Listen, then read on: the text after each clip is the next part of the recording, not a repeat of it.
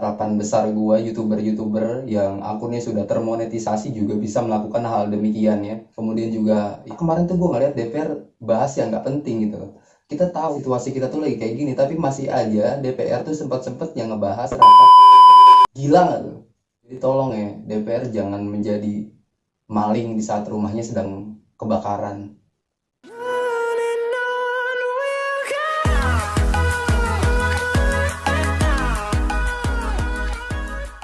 Halo para pendosa, bajingan.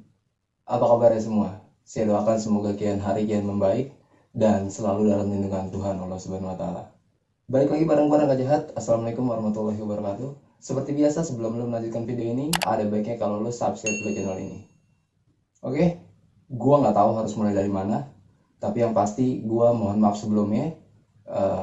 Kalau kemarin di video sebelumnya itu gue pernah upload pembicaraan persoalan tentang ya gue akan memberitahu kenapa elit bangga dengan corona ini ya kan.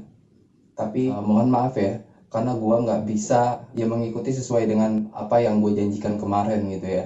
Tapi bukan berarti gue nggak bisa menjelaskan persoalan itu ya. Tapi menurut gue sekarang itu ya bukan hal itu yang perlu untuk kemudian dibicarakan kembali. Karena menurut gue corona dan elit global ini menjadi persoalan yang basi untuk saat ini. Iya serius, gue yakin ya lo semua udah tahu lah bahwa ini adalah sebuah permainan yang memang sengaja dirancang, tujuannya adalah untuk menghancurkan sebuah negara, dalam hal ini adalah ekonomi. Ya lagi-lagi gue nggak bisa bilang karena Indonesia cuma menjadi korban aja di antara peperangan yang terjadi antara Cina dan Amerika Serikat. Itu sebabnya mengapa gue nggak mau membicarakan persoalan elit global itu, karena lagi-lagi kita cuma menjadi korban. Dan menurut gue yang perlu untuk kemudian dibicarakan saat ini adalah kita harus sadari bahwa banyak sekali orang yang terkena dampak virus ini. Belum lama ini juga gue melihat berita bahwa ada seorang ibu dari keluarga, itu bernama Bu Yuli. Dia itu bertempat tinggal di Serang, ya di Banten. Dia meninggal dunia karena kelaparan. Dia menahan lapar 2 hari dengan meminum air galon. Kejadian meninggalnya warga Serang Yuli yang sebelumnya diinformasikan karena belum makan selama 2 hari, Wali Kota Serang mengakui bantuan memang belum disalurkan. Baru pekan ini bantuan sosial disalurkan. Namun ia meminta para ketua RT dan RW lebih tanggap dan membantu itu warga. yang kemudian membuat gue menjadi prihatin untuk saat ini. Karena ya memang yang gue khawatirkan saat ini adalah yang terjadi seperti itu. Ya jangan sampai kita bebas dari corona tapi kita nggak bebas dari kelaparan. Dan akhirnya kita mati gara-gara di rumah aja gitu kan. Itu juga sebabnya kenapa gue nggak mau mengkampanyekan persoalan di rumah aja gitu. Karena gue nggak bisa menjamin juga bahwa lu di rumah aja nantinya lu akan bisa membiayai hidup lo gitu kan, untuk makan kan gue nggak bisa ngeyakinin juga. Jadi gue nggak mau mengkampanyekan diri ya, untuk lu diam di rumah. Ya mungkin untuk teman-teman yang suka lihat soal narasi ini agak bertolak belakang ya. Ya tapi persetan lah dengan itu.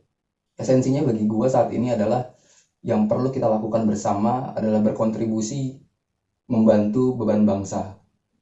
Jadi gini teman-teman, sekitar 3 minggu yang lalu ya, 3 minggu yang lalu tuh gue dapat link untuk mengisi kuesioner ya, dari Kemendikbud ya. Jadi kuesioner itu dikhususkan untuk para pekerja seni, di mana nantinya para pekerja seni yang sudah mengisi kuesioner itu akan masuk datanya, kemudian akan diberikan subsidi ya. Nah sekitar 2 hari yang lalu ternyata kuesioner gue itu direspon oleh Kemendikbud.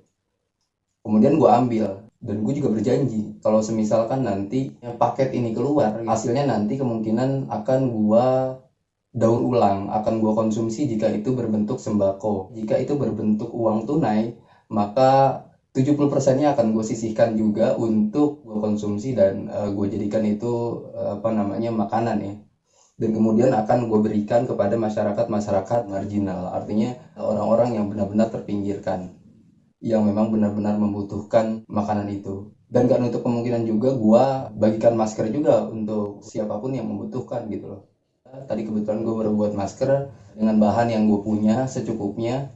Nah ternyata pas kemarin gue ambil itu bentuknya sembako. Oh ya lumayan lah, cukup untuk kira-kira 15-20 nasi bungkus.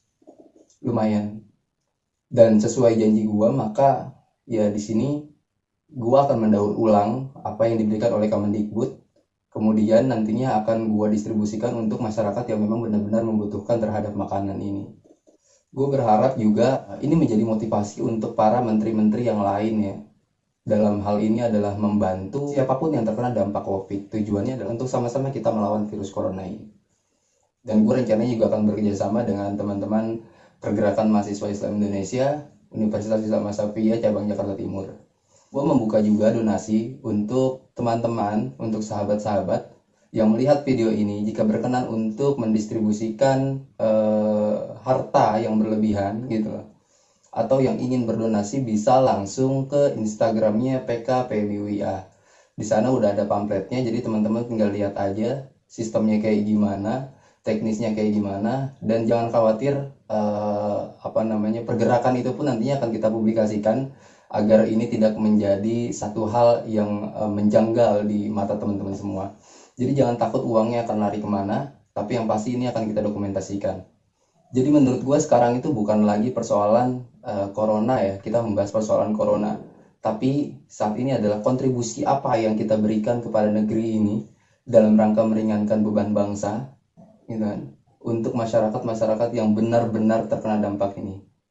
Iya serius, gue prihatin ngelihat berita ini, gue prihatin banget. Dimana ada orang yang mencoba untuk tidak keluar rumah, diam di rumah aja gitu kan, tapi ternyata dia mati di rumah aja. Karena apa? Karena mobilitas dari PSBB yang pemerintah berikan itu tidak berjalan sesuai dengan roda aturannya. Terlalu banyak birokrasi, endingnya ya di rumah aja bikin mati di rumah aja. Gue berharap semoga teman-teman yang melihat video ini bisa ikut berkontribusi bersama gue dan teman-teman PMII. Kemudian juga ya harapan besar gue, youtuber-youtuber yang akunnya sudah termonetisasi juga bisa melakukan hal demikian ya. Karena menurut gue saat ini lagi-lagi gue katakan bukan waktunya kita membahas persoalan corona lagi, tapi kita harus berpikir, kita harus bergerak mengenai masyarakat yang memang benar-benar membutuhkan bantuan kita. Oleh karenanya ya patut untuk kita yang mampu membantu sebisa yang kita bisa, semampunya. DPR juga gue harap tidak melakukan pencurian terhadap momen ini. Kemarin tuh gue ngeliat DPR bahas yang nggak penting gitu. Kita tahu situasi kita tuh lagi kayak gini, tapi masih aja DPR tuh sempat-sempat yang ngebahas rapat persoalan Omnibus Law. Gila nggak tuh? Ngapain DPR ngebahas hal-hal yang seperti itu gitu? Padahal kita tahu bahwa ya situasi kita saat ini memang benar-benar kacau. Oleh karenanya bagaimana seharusnya DPR itu bisa mengambil peran untuk bisa kembali ikut berkontribusi dalam rangka ya mengembalikan Indonesia seperti seutuhnya gitu loh. Nah, kalau memang situasinya itu sudah kembali aman, maka menjadi satu hal yang wajar ketika DPR membahas persoalan Omnibus Law lagi. Coba ngapain DPR rapat ngebahas Omnibus Law di masa-masa yang sekarang gitu kan? Akhirnya apa ya, banyak masyarakat yang akhirnya termarginalkan gitu. Itu menurut gue satu hal yang nggak penting gitu. Kalau mau ngebahas ya ngebahas persoalan ini, kasih kontribusinya gitu kan. Itu menurut gue yang perlu untuk kemudian dilakukan untuk saat ini, bukan lu membahas persoalan-persoalan yang lain. Kasihan masyarakat kita, kasihan masyarakat miskin kota. Jadi tolong ya, DPR jangan menjadi maling di saat rumahnya sedang kebakaran. Oke, itu aja teman-teman, semoga kita bisa berkontribusi bersama. Assalamualaikum warahmatullahi wabarakatuh.